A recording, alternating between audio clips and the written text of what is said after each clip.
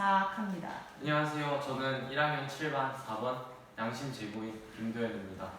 네, 저는 바로 저의 발표 내용을 말씀드리도록 하겠습니다.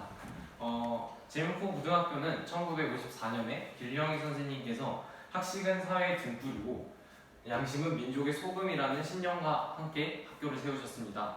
양심은 민족의 소금, 여기서의 소금은 짜다라는 의미를 갖고 있는 것이 아닌 민족에게 꼭 필요한 것이라는 것을 강조하는 의미가 있죠.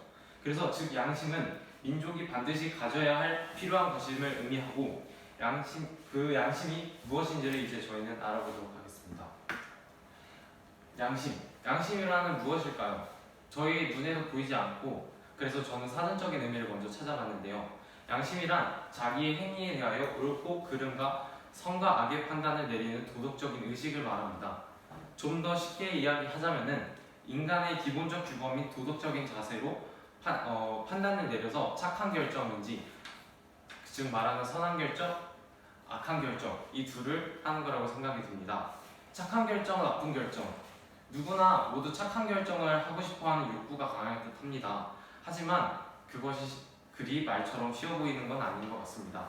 일단 예를 들어본다면 여러분들이 길을 가다가 5만원권 2장 정도가 이렇게 떨어져 있습니다. 지갑이 아닌.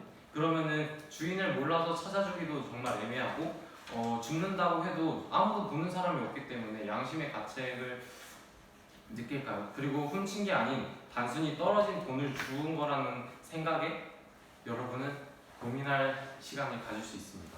그래서 여러분이라면 양심적인 행동을 통한 어떤 옳은 결정을 하셨을까요? 그렇습니다. 양심 있게 바르게 실천하는 건 쉬운 일이 아니라는 생각이 드는 것은 저뿐일까요? 양심은 아는 것과 행동하는 것입니다. 양심에 있어 행동하는 것이 매우 중요하다고 생각합니다. 그 이유는 잠시 저의 중학교 시절로 돌아가 보는데 저의 중학교의 가치는 가치의 가치를 아는데 이렇게 가치라는 이 중학교의 가치를 갖고 저희는 3년 내내 살아왔습니다. 저 가치의 가치 모두가 행동하면서 모두가 하나가 되어서 공동체적인 생활을 하는 것을 의미를 하는데요. 이렇게 그림으로 봤을 때 공동체는 되게 겉으로 봤을 때는 모두가 하나가 되어서 완벽해 보여요. 하지만 그 속을 파고 들어가 보면은 일단 예로 하나 설명을 드리자면 예를 들어서 모든 과제 수행을 할 때 모두가 시간을 맞춰서 학원 시간이나 그런 걸 빼면서 조정하면서 만나기로 했는데 연락도 없이 듣거나 아니면은 안 나온다거나 하는 일이 가끔씩 종종 생기기도 하죠. 그래서 단지 자신의 귀찮음으로 인해서 남에게 피해를 주면서 양심 없는 그런 친구들 때문에 혼자 과제 수행을 했었던 적이 조금 종종 있습니다.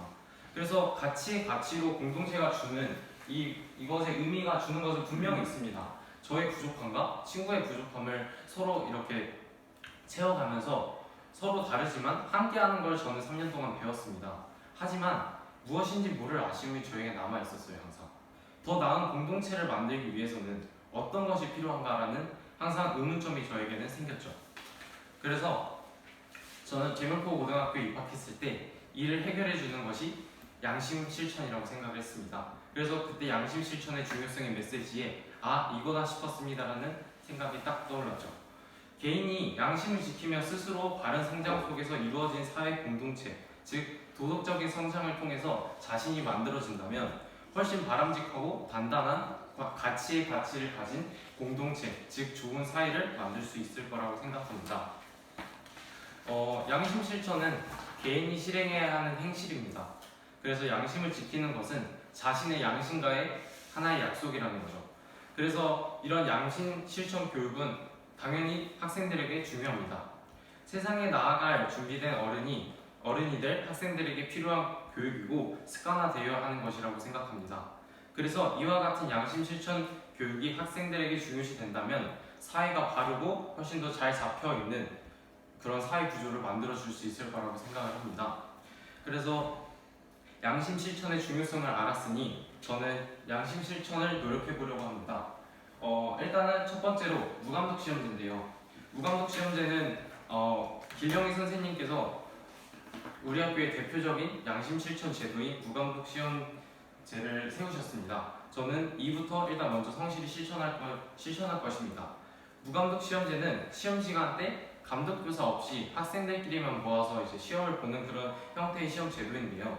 이 제도는 단지 컨닝을 하는 학생들을 찾아내서 혼내려고 하는 것이 아니라 각각의 학생들이 양심을 지키면서 자신이 스스로 시험을 치러 성찰하도록 하기 위해서 만든 제도라고 생각을 합니다. 이를 경험해본 저는 처음에 무감독 시험제에 들었을 때는 시험 감독 없이 과연 학생들이 제가 컨닝의 유혹을 양심적으로 잘 지켜낼 수 있을까라는 의문이 먼저 들었습니다.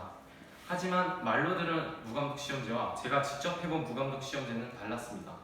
시험 보기 전 항상 구호를 외칩니다. 양심의 1점은 부정의 100점보다 명예롭다. 이 말을 외친과 동시에 컨닝과 같은 생각은 싹 사라집니다. 왜냐하면 구호를 말함으로써 나의 양심과 약속을 했고 저 또한 지키고 실천하고 싶었기 때문입니다. 저와 친구들은 60년 전통의 무감독 시험제를 함께 실천했습니다. 또한 저는 앞으로 1일 삼성이라는 것을 실천할 것입니다. 1일 삼성이란 하루에 3번씩 자신에 대해서 반성을 하는 것인데요. 여기서의 반성은 내가 이렇게 했었으면 더 잘했을 거라는 후회가 담긴 반성이 아닌 양심을 기준으로 도덕적으로 흠잡을 데가 없는 오늘의 하루였는가를 생각하는 반성입니다.